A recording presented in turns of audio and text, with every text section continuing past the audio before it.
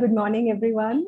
Very warm welcome to the ThinkRight.me family, and an extremely warm welcome to Sneha for joining us this morning. Thanks a lot. Good morning, Jyoti. Thank you so much for having me here, and thank you, Think Right, for having me as a family member. Thank you so much. So it's so nice to see everyone. I can see a lot of familiar faces, and I can actually see a lot of people with their yoga mats also. That's great.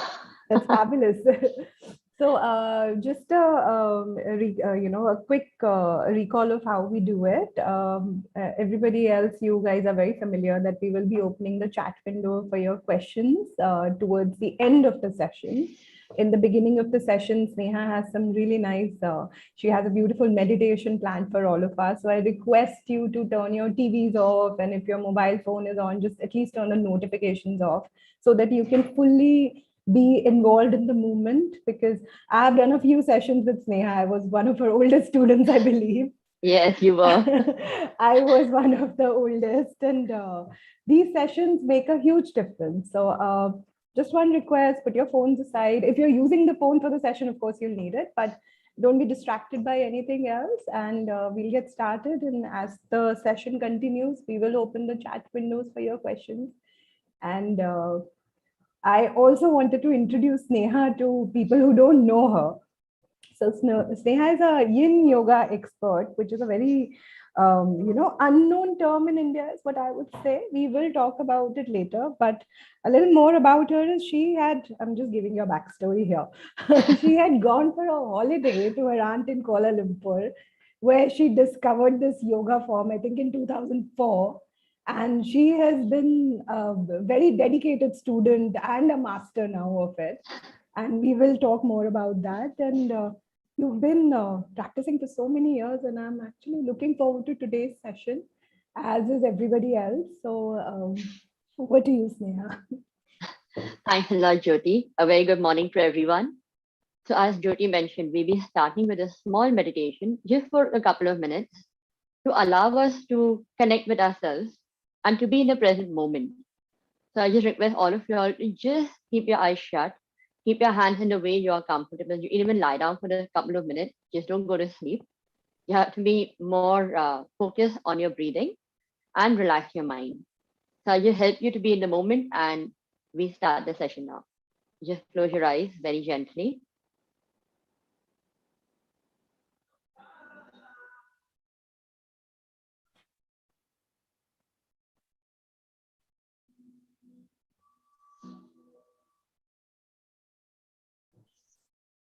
Just try and totally relax your breath, relax your mind.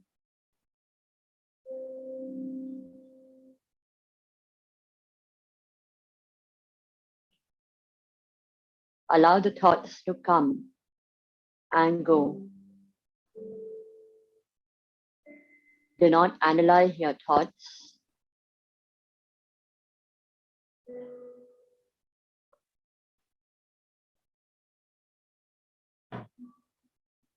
Just try to see what part of the body is moving while you breathe.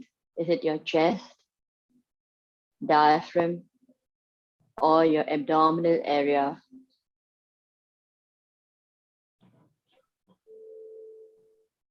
Try and focus on that.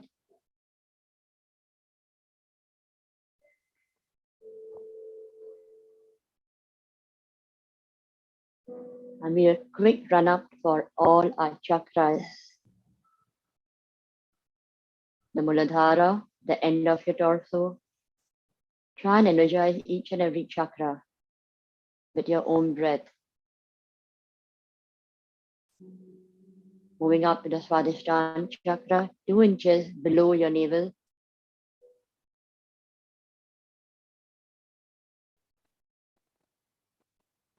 Moving up to the Manipura chakra, between the navel and the chest.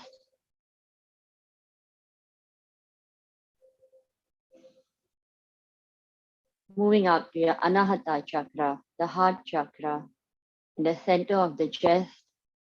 Keep on breathing in and breathing out to relax your chakras, energize your chakras.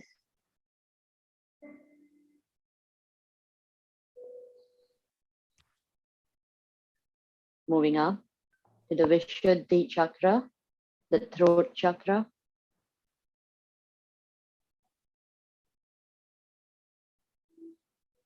Moving up to the Ajna chakra, the third eye between your eyebrows.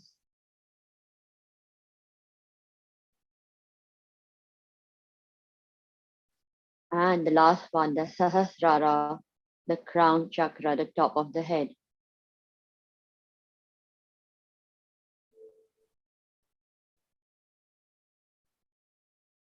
Feel a beautiful energy going up and down,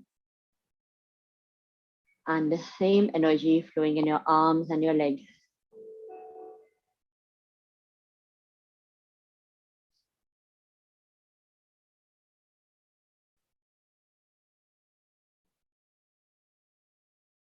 Being in the present moment.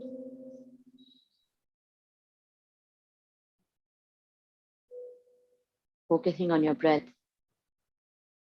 allowing the mind to relax, then the body.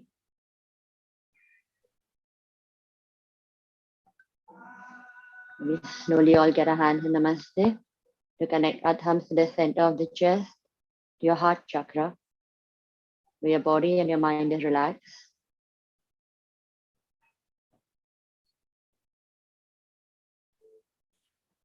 Feel the beautiful vibrations in your palms the minute you touch your heart chakra, the Anahata chakra.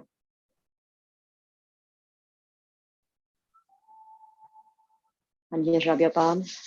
Get the beautiful warmth in your palms and place them on your eyes. Open your eyes very gently in your palms and move them away. Take that energy all over your body and have a great smile on your face and a beautiful smile. And Jyoti, handing over to you again. That was beautiful. I feel energized, and I hope everybody else feels the same. Sneha, before we get into the questions from our users, I just wanted you to tell us a little bit about Yin Yoga because it's not a very familiar term for a lot of us here. Right. All right. So, people, as I said, even in my interview, I told you that what is yin is never a question. Why do we do yin? Is a beautiful question because to answer that, what happens when we do yin? Yin is a more meditative form of a yoga form where you relax your mind. You hold a posture for almost 5 minutes. The postures are the same in Hatha Yoga and in our normal Yin Yoga. But there are some asanas which have been taken from Hatha Yoga where they realize to open up the lower body more. It's more of a lower body dominating form of yoga. So you do a dragon or you do a pigeon, which is more of a relaxing posture, opening the hip area. It allows you to, the minute you open up your base, so the minute you focus on your Muladhara, that's the first chakra, the minute you feel the energizing and the asanas opening those chakras, the base chakra, the root, if your root is firm, all the other part of the body and the other chakras will also be really good. The energy goes from down to up. So when you do yin, it actually emphasizes more on the Muladhara to make your Muladhara more stronger, our willpower, then all that starts becoming because you're holding the posture, your patience level, it increases, your flexibility increases in the mind and the body. So that is where yin actually helps us. And to be in the posture for a longer time, you need to be focused on the breathing, which is something what we all forget. Even when we are working or whatever we do, we tend to forget what is breathing. So in yin, it actually helps us to control our breath. So we slow down our breath with a diaphragmatic breathing. It is lung breathing, but it's more from the diaphragm, which will keep on getting you back, not allow your mind to wander a lot. So if you've tried a session, Jyoti, so you know exactly how it works on the mind more than the body. Yeah. Absolutely, absolutely. I think it's not, which is a question that a lot of people have asked also, that yoga is not just for the body, and that's the reason why it's important to understand how it first impacts the mind and then impacts the body. I think a lot of people confuse it with just a form of exercise, which Yes. which is something I think we've all been struggling with and trying to explain. But what I'm going to do now is, Tanushri, I request you to open the chat window so that we can start taking questions, because I'm sure people are here to ask you things. Yeah. And while they start sending in their questions, I have something on the same lines, which has been asked by Mrs. Eureka Suvama. She asked, does yoga heal the mind, body, and spirit of any ailment? I know it's a very deep question, but let's just start with that. No problem. So Eureka, yes, it does. If it's like how you go to a gym, people lift weights, right? What does a weight do? Either give you a muscle weight or it allows you to pull down weight, right? The same way in yoga, when you do meditation, meditation is the weight for our mind to become more stronger. It's like building up the muscle and the patience level in the mind. The body is the asanas. When you do the asanas, your body is getting more strength. And for a spiritual level, yes, if your mind is in a calmer mind, if you have a calm mind along with the asanas and along with a beautiful music around, if you have whatever you like to listen to, it does take you to a spiritual level. Again, at her question, I remember somebody asking, being religious and spiritual, they are two different things. I may be spiritual, I may not be religious, but that doesn't make me less religious. So yes, yoga takes it to a spiritual line, not a religious line for sure. But it does help you. If a lot of meditation is done on a regular basis, it does definitely help out. Definitely, definitely. The chat window has been opened, so I would request people to start posting there as well.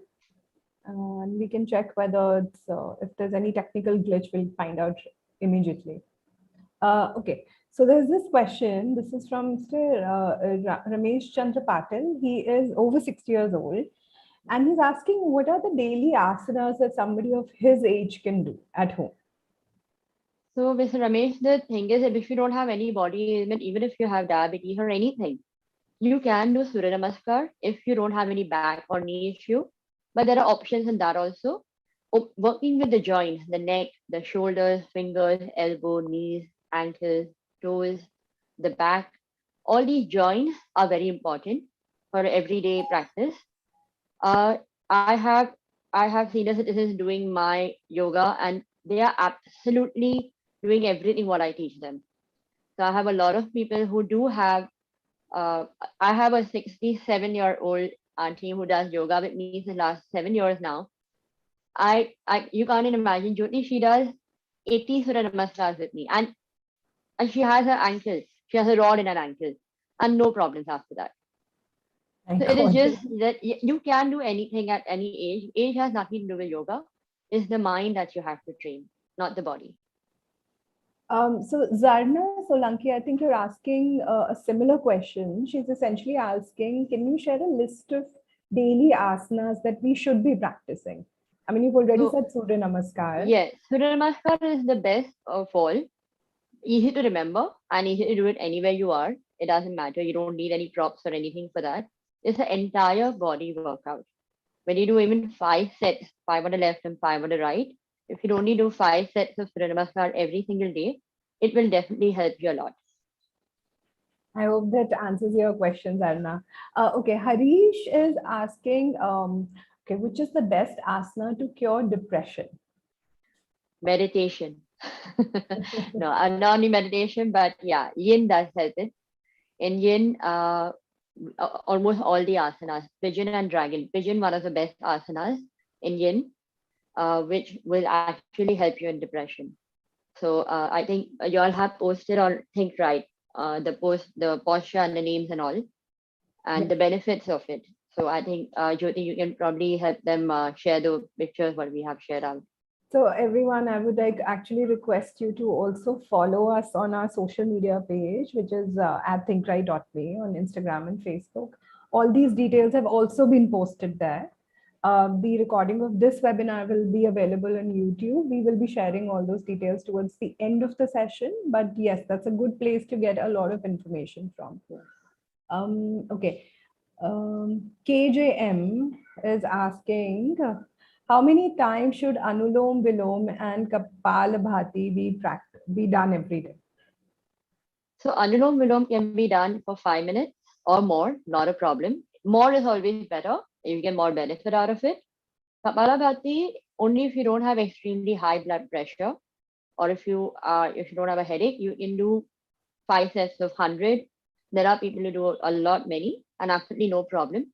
But the minute you feel you're getting exhausted, that's the time you should stop doing it, because that's the time your body is not going to get any benefit.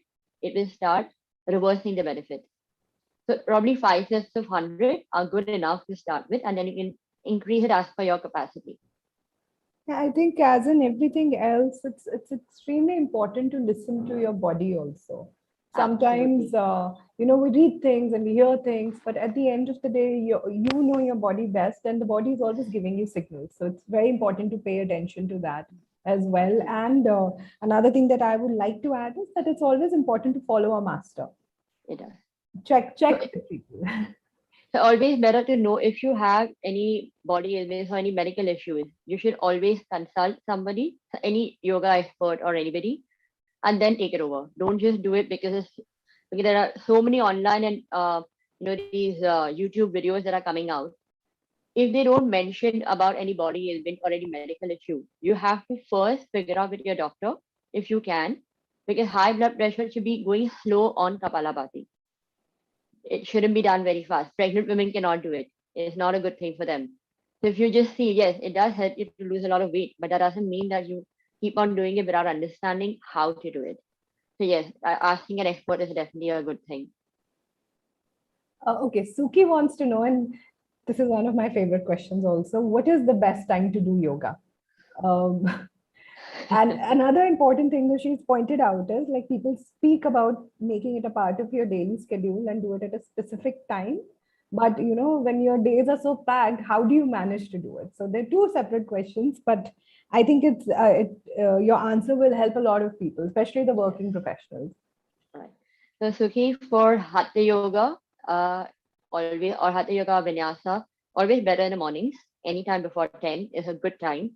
Starting from 3 a.m., not a problem wherever you are, whichever part of the world you are in. So 3 a.m. to 5 a.m. we all know as a Brahma Muhurat. If you do anything at that time, meditation or yoga, it is very beneficial for us.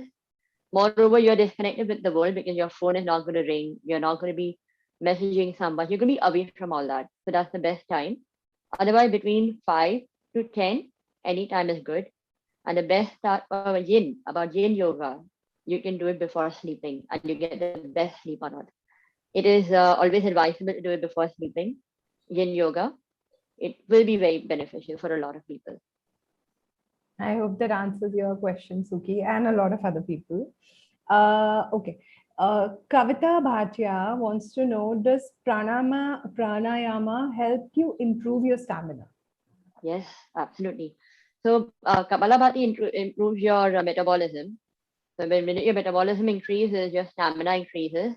But only with pranayama, not only with pranayama, I would say pranayama mixed with a little bit of asanas and a little bit of body movement. Yes, it does increase a lot of. Surya Namaskar again is the answer for all. You cannot go wrong.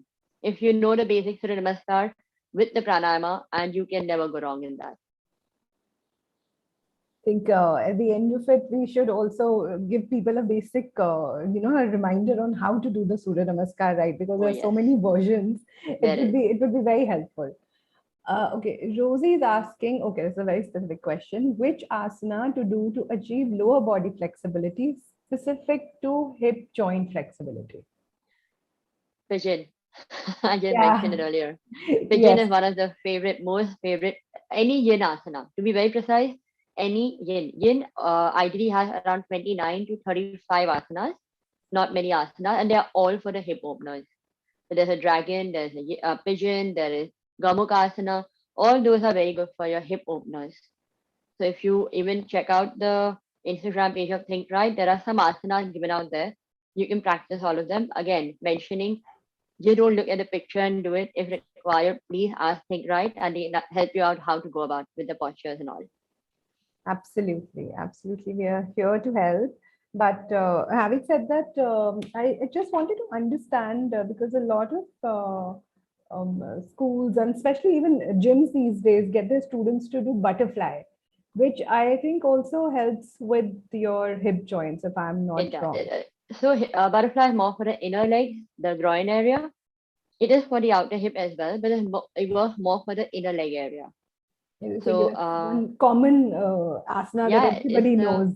yes, and it's more because the inner legs are very tight for most people. In the gym, they try to go safer, which is right, because if you don't have the knowledge about which asana is good for which particular joint or particular body ailment or any medical issue, then yes, it works reverse on your body. With butterfly, nothing can go wrong. You can never go wrong in that.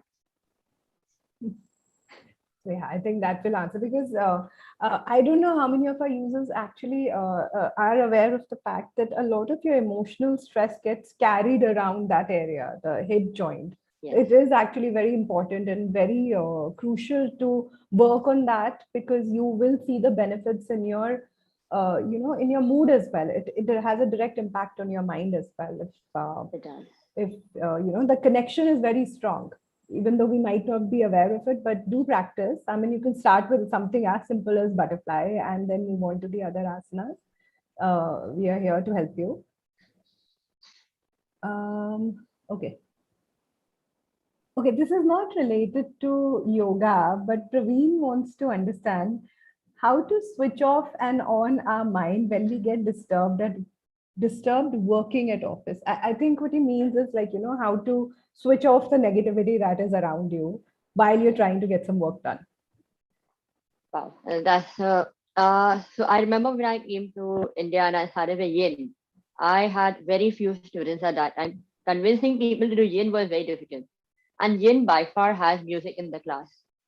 It was initially only with Yin, now all the forms of yoga have started music because they've realized to keep the people in the present moment, that's the best way. And I got a feedback from the student that when I go to office, the music what you play in the class plays in my mind throughout the day. My half an hour work is done in 5 minutes. And I'm so focused that I have nothing else going on in my mind. I'm literally disconnected. That's the word that I use. That I'm disconnected with a lot of things around me and I'm only focused in what I'm doing. So yes, the answer is put on a light music, maybe with words. I don't know what is your work profile, but maybe with some like just instrumental of what you like. I have my brother who puts on instrumental music in the office now, and he loves working. He enjoys his work. That's the most important thing, to enjoy what you do. So you tend to disconnect with the negativity or any other thoughts that are coming into your mind at that time. So music is the answer for that for sure. Yes, I strongly agree with that. The right sound, the right ambience music really, really helps in getting your mind off and from a lot of negativity and distractions. I think our users are already aware that we have a selection of ambience music, which you can just play in the background. It really helps. It's very Yes. beneficial. Okay, we have a very specific question. Um, which asan is safe to do if you have lumbar hernia? Lumbar. Lumbar Lumbar, hernia? yeah. Yeah. Yes, yes. Lumbar, Yeah. is it lumbar hernia? Yes. Yeah. So a butterfly is safe because you're not going to injure your lumbar, but sit on a pillow and do it. Take any kind of pillow, elevate the floor so your lumbar doesn't get pressurized. Lying on your back, lying on your stomach is definitely not advisable thing for you because there'll be a lot of pressure on the back otherwise. Lying on the back with a pillow, and then whatever you want to do a butterfly, lying on the butterfly again, but supporting the lower back. So the pressure is not going directly on the lumbar. So all those are good. Setu Bandhasan, it depends again, medical issue because I'm saying Setu Bandhasan, which is good. But you'll have to check it out once before if you're yoga expert, if you're having any yoga expert, try with them first, or you can ask Think Right again, and maybe we can help you again with that. Because it's a very specific medical issue. I don't want to generalize these things. So Yes, butterfly, yes. Sitting butterfly, lying down, supporting the lower back anytime. That'll be good for you. definitely. Okay, Meetal has a question, which, okay. She's like, I've gotten into the habit of open throat breathing, which by default involves the rising and falling of the abdomen. Can it be considered that I'm into pranayama most of the No, not really. time? That's just a habit that you've created. But that's okay. You can always change the habit. You can instead, so if you're doing the throat breathing that as you mentioned, try to then focus more on the ujjayi breathing. Then it becomes a pranayama. That is when you are snoring in the night. Some of us snore in the night. So you have that the noise that comes from the throat.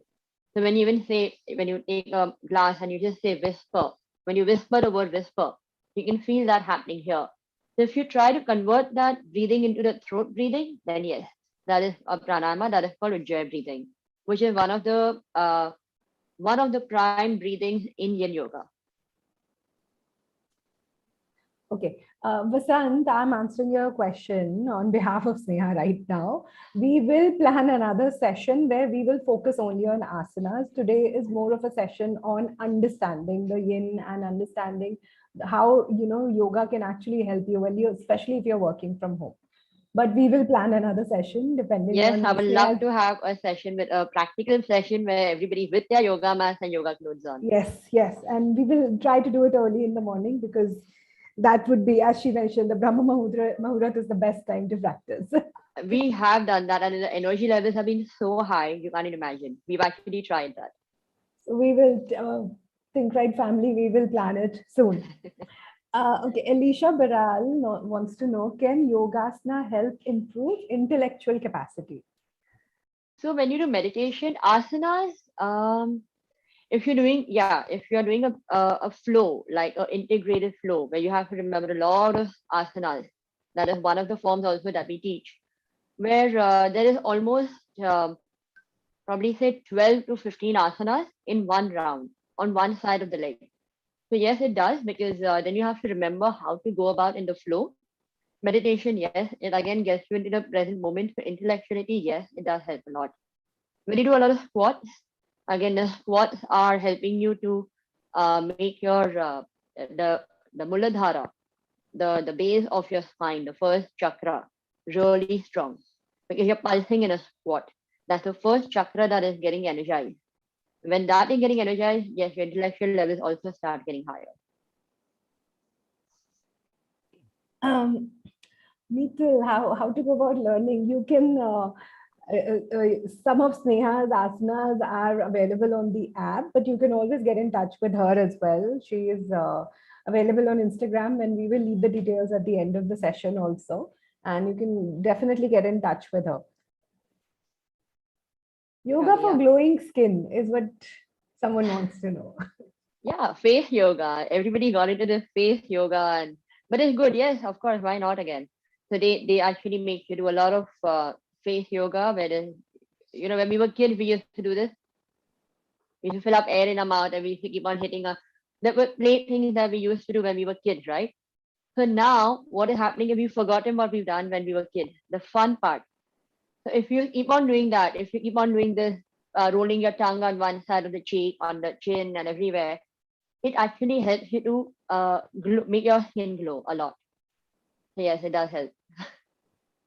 There you go. Everybody wants glowing skin. And the next question is, can yoga reduce lower abdomen fat? Yes, You get this question quite often. I do. I do. But it does. Yes, it does. So, A lot of asanas. yeah. So, I mean, if you can just talk a little more about it, because I think a lot of people are looking for an instant solution to one body part. But my understanding is that over years or months at least, when you're practicing, it has an overall impact on your body. So, if we can just focus a little on that, like how does it actually start changing your composition? So when you are doing any asana, say even if you're doing say crunches, the butterfly crunches, you're lying down in a butterfly and you're doing basic crunches. The first impact that will come is on your lower back, if your core and your lower back. Your core is exactly where your lower tummy is. That's exactly the question what somebody asked right now. When you do those crunches, it directly hits over there. So whenever you do any kind of asana, see which part of the body it is working. When you do say just a namaste by sitting, cross leg and sitting namaste, which part of the body is working is the mind, because you're trying to focus. If you're doing a downward dog, the Parvatasana, what are you working on the core, the arms, and the back? When you're doing a Bhujangasana, what are you doing in that time? Your back, your shoulders are rolled back, your spine is getting beautifully arched. So every asana has its own way of toning and benefiting your body. But you have to understand when you're doing yoga or any other form of yoga or anything, what are you trying to work? Or when you are in the asana, which part is working and benefiting you? If they're giving you a bad ache, there's a very thin line between a sweet pain and a back pain, a very thin line. If it is crossing that line and going to a back pain, you have to realize to come back, not maintain or do it more, which will worsen up your pain. But if it's a sweet pain, enjoy it and have a smile on your face and actually enjoy that pain. So you can actually try doing that. So again, I mentioned is focus on the body part of what you're trying to, whatever you're working out, and then see the benefit out of it. It will really help you a lot. Okay, Divya Prakash wants to. Okay, she's saying, I used to forget what I study. In the meantime, during exam, losing confidence, any simple, effective yoga asanas that can help me. So I'm assuming this is during exams, what she's asking, right? He or she's Yes, asking. Yeah. I used to So forget what I studied. yeah. Yeah. So yeah, I'm assuming, yeah. So I have kids who do yoga, not my kids, but I have kids who do yoga with me who started at 1.5 and they are 8 and 9 years old and they are still doing yoga. We do a lot of brain exercise, which is where your left hand is touching your ear lobe and the right and touching your lobe. And you just do sit up, sitting on a chair. Just sit down and stand up. You do it 5 to 10 times, 3 sets every single day. It allows you to remember your memory starts becoming better. Also, whenever you give any exam or you're going for a meeting, you're nervous. We all are always. Just chant the Om 3 times very slowly and see what happens. Om is a magical word. It's a universal magical word. It actually works on it. It actually does work. And these kids who I'm talking about have been doing this and they have been coming, oh, this is a magic. I said, okay. It's good at that age that they realize it's a magic. And when they grow, they will realize how to go ahead in life. I hope that helps you, Divya. And good luck for your exams if you're preparing for Yeah, them. please. Good luck for your exam. Very important. Okay. Ideal time to do yoga. We've answered that. Okay. Okay. This is specific to women of certain age. This is Namita Tiwari asking how to lose weight after menopause with yoga. So, if you don't have any other medical ailment, then everyday yoga is any day practical.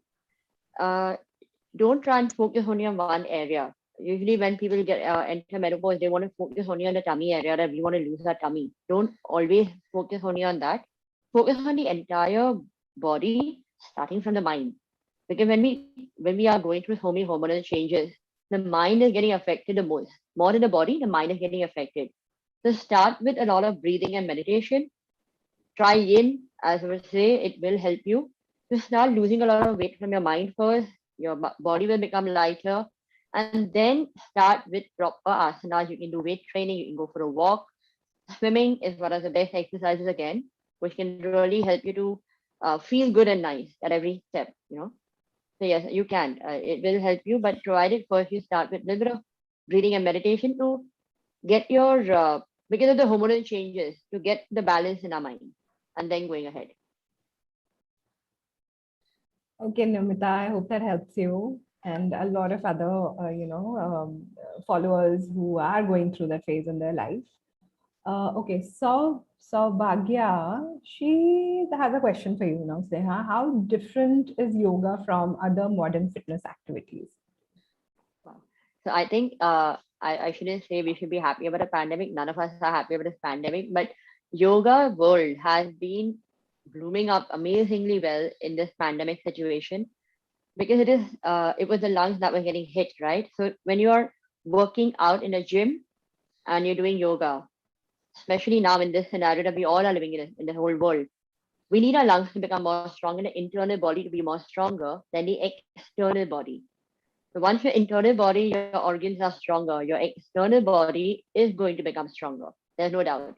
Where in a gym, only your external body is working out. The internal body is sleeping. Yes, there is a lot of breathing happening when you're lifting up weights. You have to focus on it. But if you make a mistake of that breathing, you end up with injury. Where in yoga, the best part is there are no weights in that. The only weight is in the mind. That is what we have to reduce. So if you see the difference now, it does help you internally more and externally in yoga, and the other one helps you more of the external body and very, very, very, very little in the internal mind and all.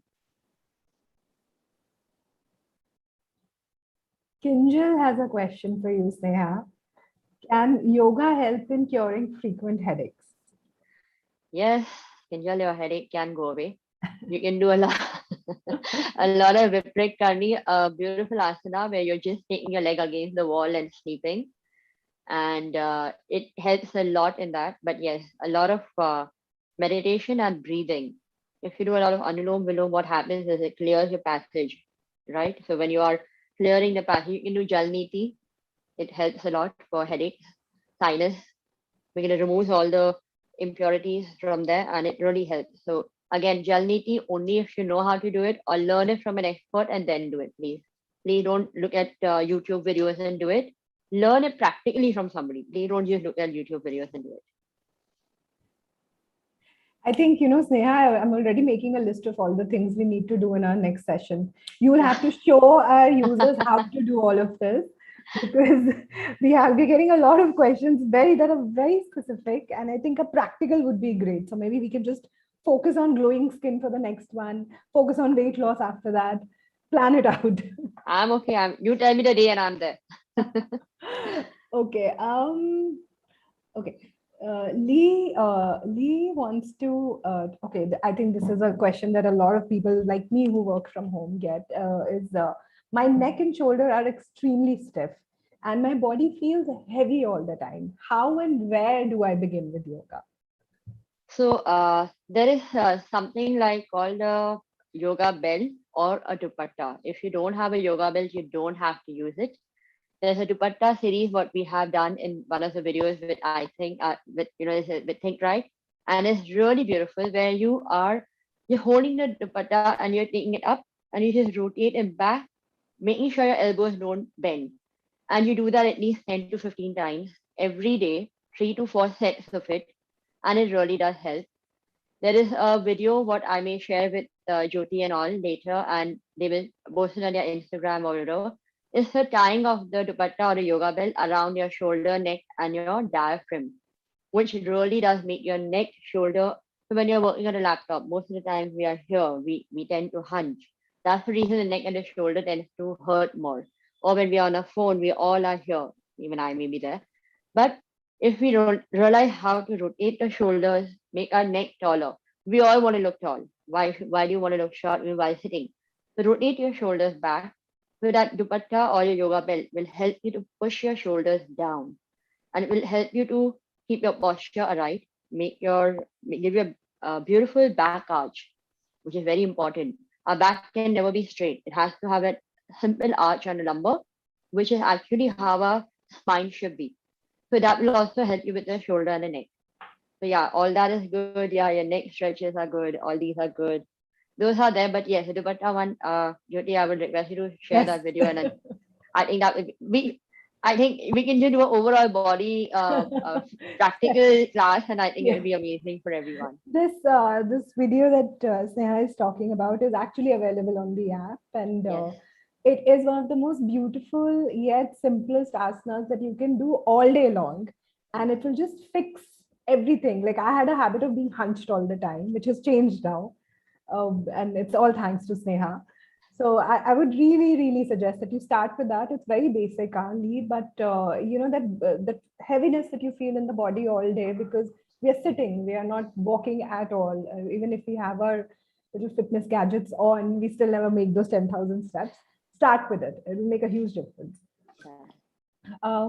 We are getting questions on YouTube as well. So, Sneha, okay, Vipashna Kamath wants to know, can we do Yin Yoga after dinner? I think it's coming from the fact that you said you can do it Yes, before going to sleep. yes. So yeah, you should have at least an hour gap. Not a problem. Usually people don't have a very heavy dinners. If you do, then you should have it much earlier if you're practicing in. But it should be a good 1.5 hour practice before sleeping. So if I say 1.5 hour, that will be probably say if you start at 8:30 precisely, you should be. Then you need to finish your dinner at least by 7:30ish, nothing more later than that. And you should have a lighter one. You should not go off to sleep in the first posture because if you're holding the posture for a longer time, you don't want to sleep. You want to enjoy that sweet stretch and the pain that is happening in your body. So yeah, you can do it. at any time, but just make sure you have very light dinner or something before that. Okay. Anil Kumar is saying that every time I get disturbed or anxious, my stomach gets upset. How can I use yoga to get rid of that habit? It's not a habit. I think Kapalabhati it's more of a reaction, your body's is a reaction. reaction. It's a hormonal change for everyone, right? So it doesn't, yeah. But Kapalabhati will help because that will make your core really stronger and make your willpower stronger. So it will help you not to get more anxious. Breathing, pranayama, meditation, all that will help. Even if you do just a 2 minute meditation without, you just try to focus on your breathing for 2 minutes every day and then increase it to 1 minute. It really does help. But you can start with Kapalabhati first, and that will really start helping you a lot. So that's a good start. That is definitely a good start. Archana is asking how yoga can help to keep the mind cool, especially to stop the chattering mind, the monkey mind that we keep talking about. So don't stop it. It's good because you will start getting your answers, but you don't get otherwise, right? We always say, God, I don't get my answers, but you are the only person who can get your answers with. So don't stop your thought process. Just don't analyze them too much. So when you are trying, if you feel there's too much monkey mind happening, again, listen to some music with words, with maybe anything. It can be a mantra that is going on playing what you like listening to, or any kind of music, which will help you to slow down the monkey mind. It will definitely help. Like the starting, when we started the first, when we started meditation, I told you all don't allow your thoughts to come and go. Just don't analyze them. Because when you start analyzing them, the monkey mind starts. So stop analyzing your thought process. That's it. I think that is one of the most important things I've learned today because everybody says calm your mind. You need to let your mind be first. Let your thoughts be welcome. They need to feel welcome. That's only when you can tend to them. Exactly. It's almost like, you have guests over and you shut the door on them. Let them in, treat them well, and they will leave. That's a good way of saying it, yeah. Jyoti. Okay, we have one more question, which is can yoga help in getting rid of spectacles? Good question. If you do inversions like headstand, handstand, sarvangasana, but again, if you know how to do it, if you don't know how to do it, please go to an expert. Don't just learn it online. Yes, it can help you, but provided again if you do it every day and if you eat the proper food. If you eat anything and everything and do yoga is not going to help in any other medical way. But yeah, maybe inversions can help you, maybe to reduce the number initially. And if it's done for the longest time, maybe it can be a chance of reducing the specs as well. And it's not nobody's asked this question, but since you mentioned what you eat, now there are a lot of questions about the yogic lifestyle. Mm. What kind of food you're supposed to eat. I mean, we keep talking about tamasic food and sattvic food. I just wanted to understand, like, for a lay person who's not aware or familiar with these terms, what is it that they should keep in mind, like the basic principles of eating healthy when you're practicing a yogic life? And by yogic, I don't mean like giving up everything and going to the mountains, like in day to day, your city life, but you're still leading a very yogic and very healthy lifestyle. So the best thing I would say only in the food is not important. The food I would say eat everything what you like. Yes, you may omit onion, garlic if you wish to, because that does make your body very heaty. If you're really focusing on practicing as a yogic life, then yeah, you should avoid eating that. Uh, I wouldn't say you should avoid it if you want to, that is. Also, with the food, eat a lot of healthy food. You can reduce the carbs in your life. You don't need that much of carbs unless you're working out like really, really heavy weights and all, but otherwise, you don't need that much carbs. Eat a lot of fruits, vegetables, salads, protein is again very important for all of us. So all that, but at the right time. Very important at the right time. If you're eating your dinner only at 9:30 in the night, when is the time to digest your food? If you're sleeping at 2 in the night, at 2 in the morning, when is the time to get up, and when the body is going in a reverse cycle. So if you do everything at time to time, it does help. I'm not saying get up at 3 or 4 or something, but you can try getting up at 6, do a workout. So somebody had asked which is the best time because of the work, busy work and all. The best time is in the morning to finish all your workouts, because then you have the whole day for your work. Because if you try to fit in your workout timing in the middle of the day, it's impossible. It's going to become very difficult for you all.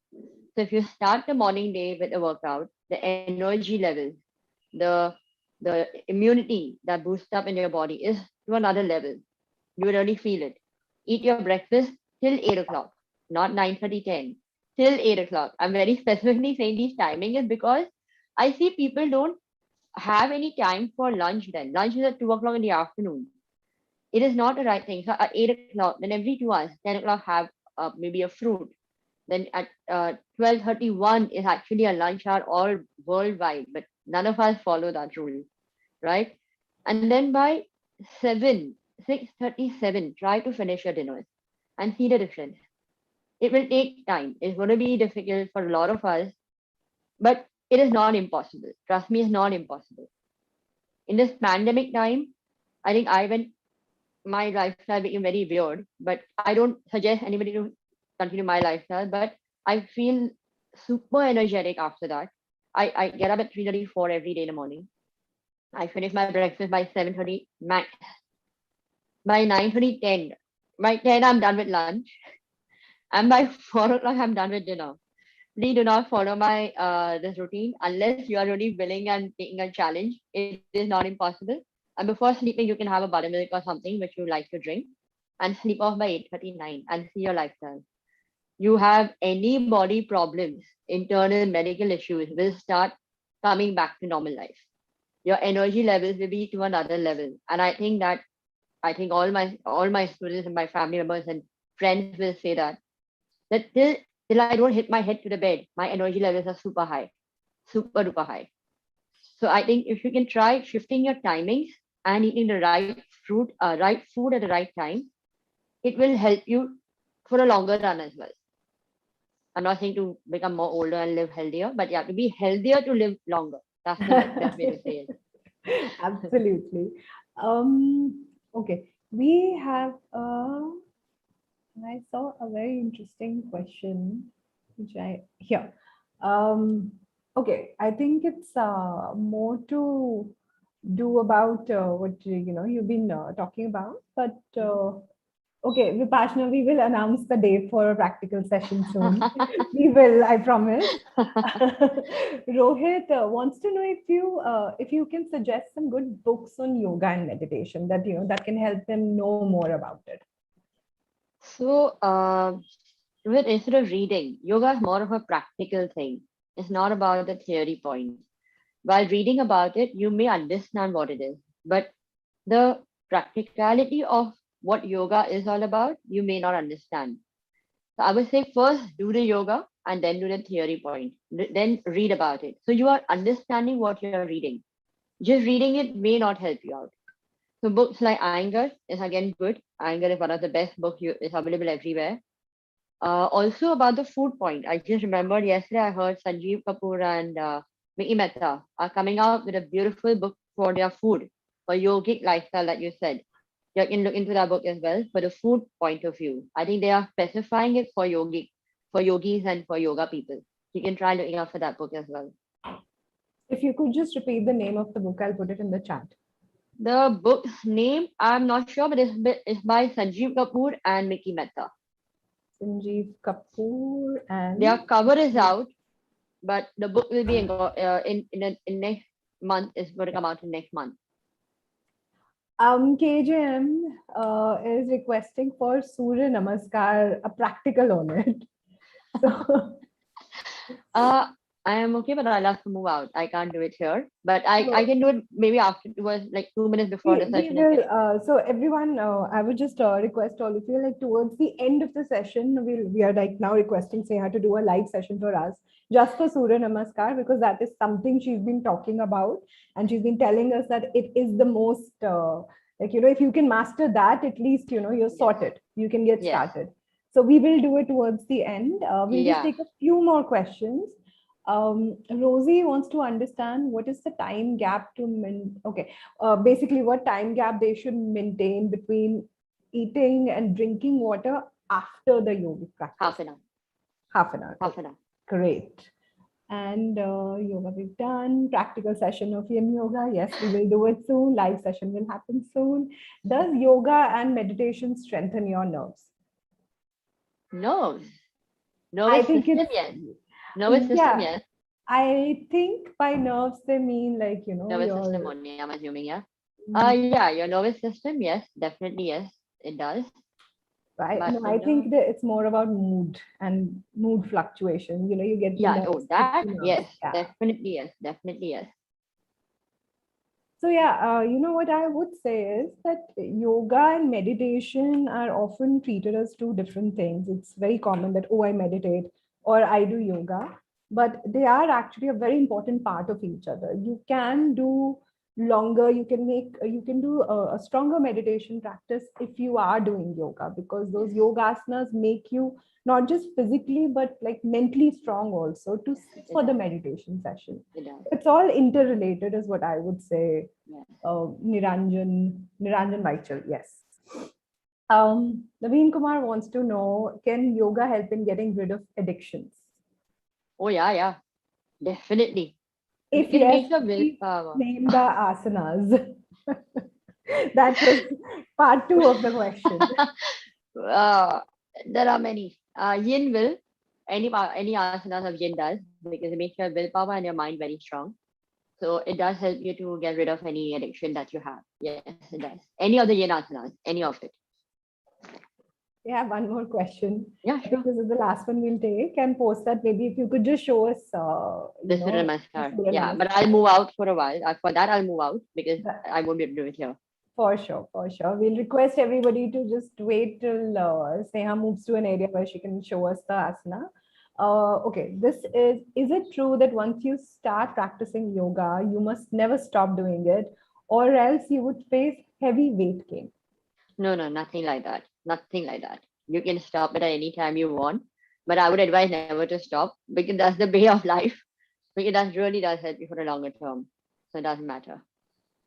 Okay, Sneha, I know I said that was the last question, but we have one more that I think we No should worry. answer. Considering a lot of people live in cities that are very polluted.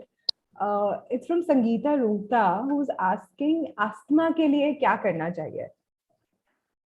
Asthma के लिए पहले तो आप I'm sure she might be taking steam. That's the first thing before you start pranayama. You have to clear your nasal point. And when you take your steam, then you start with your bhastrika, which is for your lungs. Because asthma is all with the lungs. So bhastrika is, most of us know the bhastrika hand goes up and down. But we have a teacher of mine who has different ways of doing bhastrika, her hand movements. So the entire lung gets a beautiful oxygen level. So we can try that out one of the times. I can probably tell Jyoti to plan the whole thing for at least an hour and a half, please, because there are too many things to push into 1 hour. It's very difficult. But don't link up yin with anything else, please. But for you, Sangeeta, your bhastrika is one of the best for you, for your lungs. But do it in the mornings before 10 o'clock again. As early as you can, that'll be better. Okay. Since we've been talking about Surya Namaskar, Kavita wants to know, can people with high BP do Surya Namaskar? Oh, yeah, easily. No problems at all. So Kavita, get your mat out while Sneha is getting prepped for it. Okay, let me get prepped for it. Give me just 2 minutes and I'll get prepped for my Surya Namaskar demo. So everyone who's requested for a live session on Surya Namaskar practice, we have Sneha now coming back to us, where she'll actually show how to get your Surya Namaskar practice right, which I think would help a lot of us in future, because this is one asana which takes care of a lot of things. So there she is. Sneha, whenever you're ready, we are all here. Yeah. So I would request all of you to find a place where you can stretch, where you can actually follow and the steps so that you get them right in one go? So what I'll do is I'll go very slow. I'll do only one round on the left and one on the right, but I'll go very slow so y'all can follow along with me. Yeah. All right, Definitely. guys, just come in the front of your mat. Whoever is doing it, go in the front of your mat. Keep your leg hip distance apart or 1 feet apart. Keep your hands alongside the body. Take a slow deep breathe in and a slow deep breathe out to get your hands in namaste.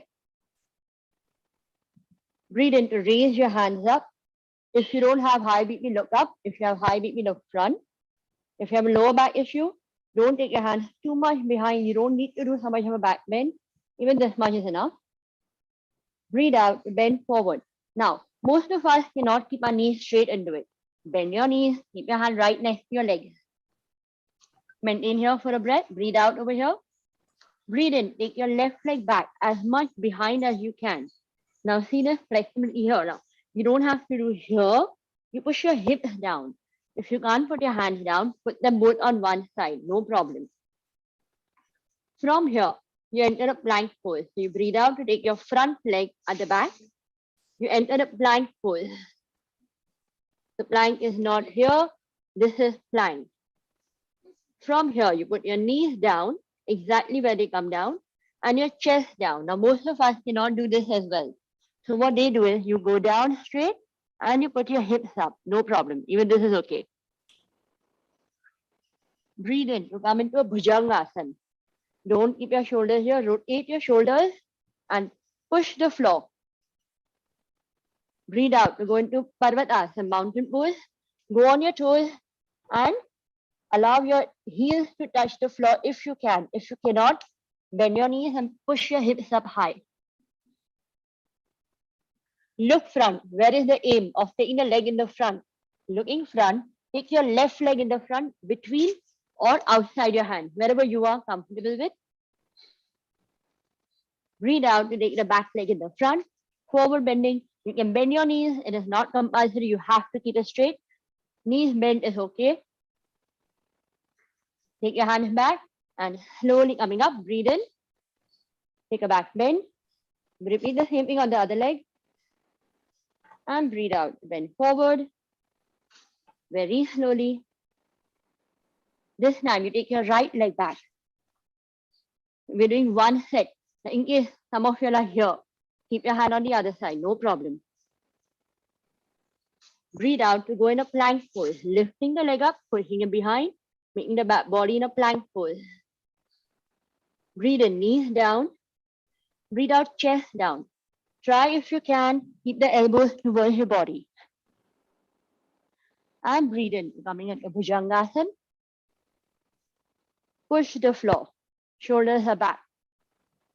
Breathe out to go into mountain pose. You can be on your toes as well and bend your knees. From there, look forward where you want to take your leg and then take your leg in the front, between your hands or outside your hand. Push the pelvic down. Breathe out to come in a forward bending. You can bend your knees or hug your leg. Bend your knees, take a back bend, breathe in.